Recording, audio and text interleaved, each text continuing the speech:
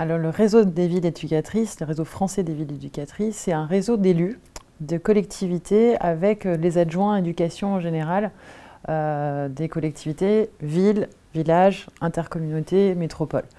C'est un réseau d'élus, on a peu de chargés de mission. Pourquoi je dis ça? Ça veut dire que c'est les élus qui réfléchissent ensemble aux politiques éducatives et comment nous devenir un peu plus forts sur nos discours politiques et nos choix politiques qu'on doit mettre en place après sur nos collectivités, villes, villages et métropoles. C'est aussi un réseau, c'est à peu près 120 villes. 120 villes, mais de Paris à des villages comme, je pense à Collégiens, Argentan, des petites collectivités. Et c'est ça qui est intéressant, on réfléchit, on échange ensemble sur nos responsabilités et comment on peut faire mieux et en avoir un vrai projet politique. Donc ça aide, c'est une espèce de formation d'élus et c'est aussi un réseau qui nous permet des fois d'aller vers le ministère, discuter avec eux pour pouvoir améliorer le partenariat entre collectivités, ministères, et après, du coup, sur nos territoires, écoles et maires. Ce que je vois souvent, c'est qu'effectivement, toutes les collectivités, qu'elles soient petites ou grandes, on a les mêmes questionnements, on a envie de faire la même chose.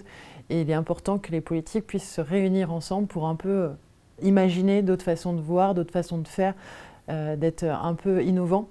Et en même temps, de remettre au centre de nos politiques l'enfant dans sa globalité, dans tous les temps et dans tous les besoins de l'enfant. Il est important que les territoires se disent « oui, on doit écrire un projet éducatif, on doit le faire vivre, on doit mettre les moyens de le faire vivre » et qu'effectivement, on arrive à faire sentir que les professionnels qui sont au quotidien, qui ce n'est pas forcément facile, je pense que le métier de l'éducation, c'est peut-être un des plus durs métiers, puisqu'on est avec l'enfance et on est aussi dans l'avenir de notre République. Et donc du coup, il y a beaucoup de professionnels aujourd'hui qui sont seuls et il faut que les collectivités territoriales se rendent compte que c'est de notre responsabilité d'animer ce temps-là, mettre des moyens dans l'animation pour que les professionnels de terrain puissent à un moment se sentir moins seuls et connaître le collègue qui est à côté, qui s'occupe du même enfant. Alors, le réseau français des villes éducatrices, c'est un réseau avant tout d'élus. Moi, je suis fonctionnaire.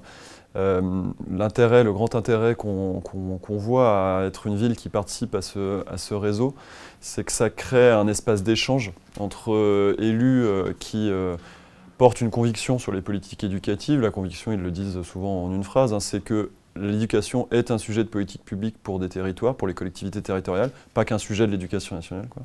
Et nous, fonctionnaires, en fait, ça nous intéresse beaucoup parce que ça permet que les élus s'alimentent aussi entre eux sur les enjeux et puis se forment aussi sur ces questions de politique éducative. Puis le dernier intérêt, c'est que ça permet aussi un lobbying auprès d'un certain nombre d'organismes, notamment de l'État, et on sent qu'il y a un relais là pour le réseau français des villes éducatrices auprès du ministère de l'Éducation nationale notamment, qu'on n'aurait pas du tout s'il n'y avait pas une coordination des élus comme ça au niveau national pour interpeller le ministère, quoi.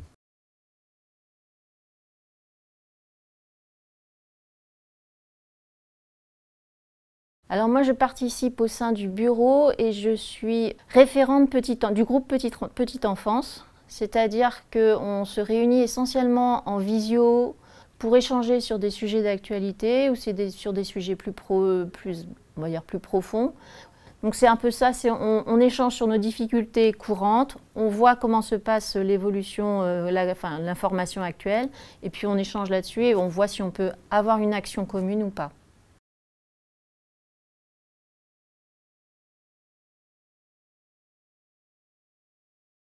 Le réseau français des villes éducatrices s'est emparé de cette question dès qu'il y a eu la parution de ces indicateurs, les IPS, indicateurs de positionnement social, et la question de la mixité posée par le ministre de l'Éducation nationale. Et notamment parce que les expérimentations s'étaient focalisées sur le collège, nous avons, nous, en tant que ville, donc s'occupant plutôt du primaire, insisté sur le fait que les collectivités, quelles qu'elles soient, mais notamment les villes, soient associées avec l'État sur ces démarches de politique de mixité et qu'on avait à apporter énormément de choses, que ça concerne la sectorisation, les dérogations, les leviers sur l'offre éducative, sur la relation aux parents, etc. Nous avons alerté effectivement le ministère de l'Éducation nationale que nous souhaitions absolument être associés. C'est un travail qui doit se mener bien sûr via l'Éducation nationale, mais également avec les collectivités territoriales sur différents différents aspects, que ce soit l'école, l'aménagement urbain, voilà, enfin, la politique de la ville, etc., etc.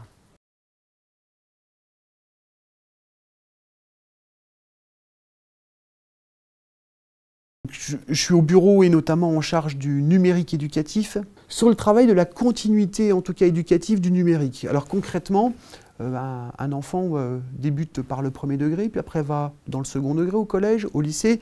Et donc comment on peut avoir cette continuité, en tout cas autour du numérique éducatif, à savoir tant, et ce n'est pas l'objet premier, mais du matériel bien entendu, mais de pouvoir développer une culture commune sur le numérique. Et quand je parle de culture commune du numérique, c'est tant du côté du personnel enseignant, mais aussi du personnel effectivement périscolaire, extrascolaire et des structures qui sont au contact des jeunes. Voilà, donc d'avoir cette culture commune parce qu'on voit bien que les outils sont différents, l'approche est différente et je vais vous donner un exemple. Comment sortir du clivage? Il y a trop d'écrans pour les jeunes, il faut réduire, certes, mais on voit bien que les sollicitations sont majeures. Comment aujourd'hui on peut rendre effectivement le numérique en tout cas beaucoup plus vivant et qui favorise le lien en tout cas entre les professionnels et puis les jeunes et aussi les parents et puis les jeunes. Et dans le coup de pouvoir rassembler ces deux générations-là en tout cas. Donc voilà, c'est un exemple en tout cas sur lequel on travaille.